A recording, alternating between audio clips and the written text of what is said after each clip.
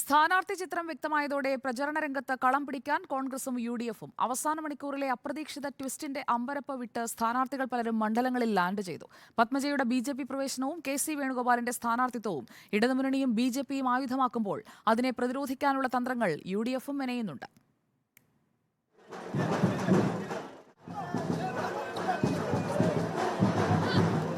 ബിജെപിക്കെതിരെയുള്ള കോൺഗ്രസിന്റെ അസ്ത്രമായി മാറുകയാണ് കെ മുരളീധരൻ. തൃശൂരിൽ പത്മജയെ രംഗത്തിറക്കിയുള്ള ബിജെപി നീക്കത്തെ തടയിടാൻ കെ മുരളീധരൻ തന്നെ മണ്ഡലത്തിൽ ലാൻഡ് ചെയ്തു. പത്മജയുടെ ഷോക്ക് ട്രീറ്റ്മെന്റിൽ ഞെട്ടിയ കോൺഗ്രസ് പ്രവർത്തകർക്ക് ജീവവായു പോലെയായി കെ മുരളീധരന്റെ കടന്നുവരവ്.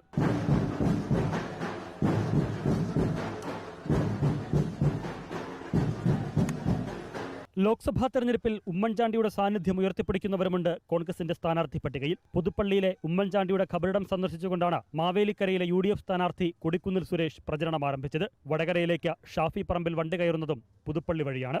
രാഷ്ട്രീയത്തിൽ ഈ ഒരു പദവികളിൽ ഈ ഒരു സ്ഥാനങ്ങളിലൊക്കെ എത്തുന്നതിന് എന്നെ ആത്മാർത്ഥമായി സഹായിച്ചത് സ്വന്തം മകനെ പോലെ അല്ലെങ്കിൽ സ്വന്തം ഒരു അനുജനെ പോലെ സ്നേഹിച്ച വ്യക്തിത്വമായിരുന്നു ശ്രീ ഉമ്മൻചാണ്ടി സാർ.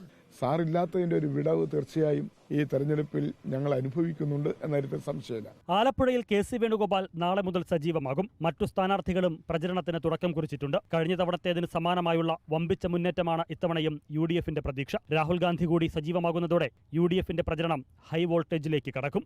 റിപ്പോർട്ടർ, തിരുവനന്തപുരം.